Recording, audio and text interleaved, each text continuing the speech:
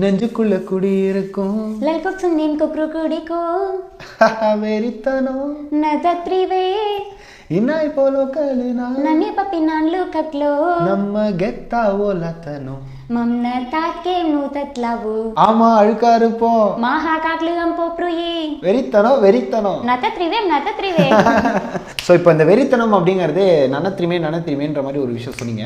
எப்படிங்க? இல்லை எனக்கு இப்போ எனக்கு சீரியஸாகவே எனக்கு கற்றுக் கொடுங்க, எப்படி டீகோட் பண்ணுறது எனக்கு சொல்லிக் கொடுங்க, சீரியஸாக சொல்லிக் கொடுங்க.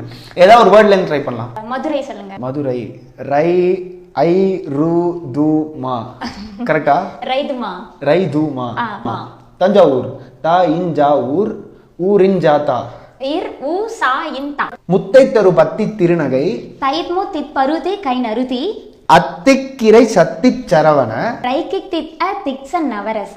அது என்ன நவரசா? சரவண நவரசா.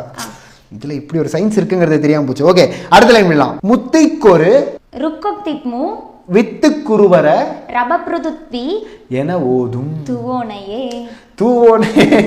நான் வந்து என ஓதும்னு முடிக்கிறீங்க, நீங்க தூவோனையேன்னு முடிக்கிறீங்க.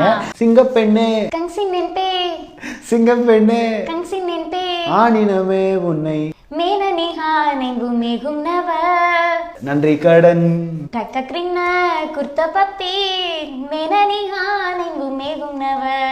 நீங்களே முடிச்சிட்டீங்க. Very good, super. So Thirukkural வச்சு ஒரு 1-2 ட்விஸ்ட் பண்ணலாம். அகர முதல எழுத்தெல்லாம் லதமும் லால்தத்லியே தி அன் வகப்ப சேத்தமு குலவு.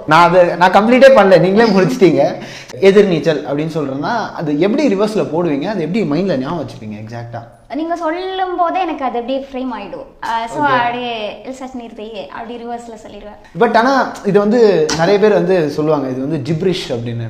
ஃபர்ஸ்ட் வேர்டும் கடைசி வேர்டையும் கரெக்டா ஞாபகம் வச்சுட்டு நடுவில் என்ன வேணா போட்டா தெரியாது அப்படின்னு நிறைய பேர் சொல்லுவாங்க. பட் ஆனா அது எப்படி மேட்ச் பண்றீங்க எக்ஸாக்டா? ஒரு வார்த்தையை எப்படி கரெக்டா அப்படியே ரிவர்ஸ்ல கொண்டு வரீங்க? அதை ப்ராக்டிஸ் பண்றது தான்.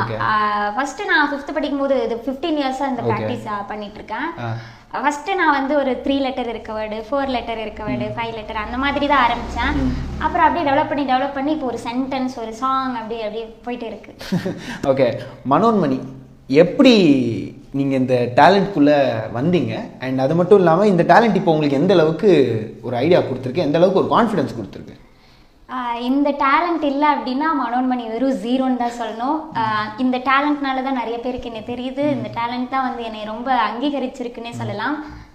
விளையாட்டாக ஆரம்பித்த விஷயம் வந்துட்டு இன்னைக்கு இவ்வளோ பெரிய அங்கீகாரம் வந்து மக்கள் கொடுப்பாங்கன்னு நான் கொஞ்சம் கூட எதிர்பார்க்கவே இல்லை.